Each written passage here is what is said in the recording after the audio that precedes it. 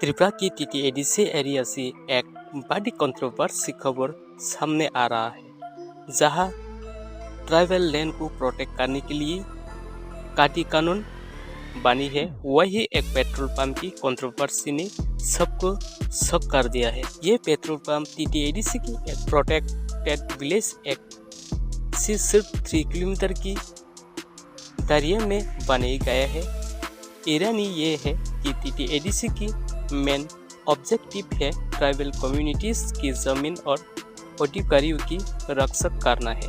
कानून सब कहता है ये Tripura land revenue and land reform act 1960 की सेक्शन 107C की टारगेट टीटीएडीसी एरिया में नॉन ट्राइबल लोग ट्राइबल जमीन को ना खरीद सकी है ना ट्रांसफर करवा सकी है।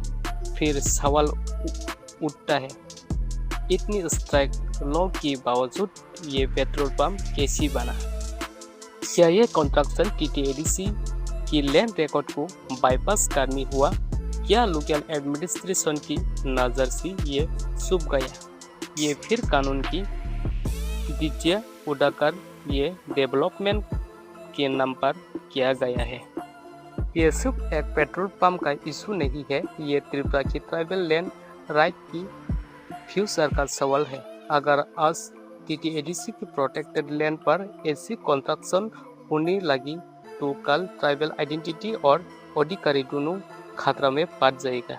हम टीटीएडीसी एडमिनिस्ट्रेशन और त्रिपुरा सरकार से अपील करते हैं कि इस मैटर की अर्जेंट और इम्पीरियल इन्वेस्टिगेशन की जाए। जमीन को डॉक्यूमेंट, लैंड ट्रांसफर रिकॉर्ड और एनओसी प्रोसेस सबकी जांच होनी चाहिए। पब्लिक अवेयरनेस से पहली कदम है। आप इस मुद्दे पर क्या सोचा है, कमेंट करके बताइए। इस वीडियो में हमने इस पूरी मैटर की इन्वेस्टिगेशन की है और एडमिनिस्ट्रेशन से अर्जेंट एक्शन की डिमांड की है।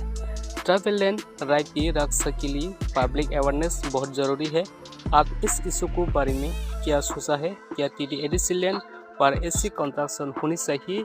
नीचे कमेंट करके अपनी और ज़रूर बता दीजिए।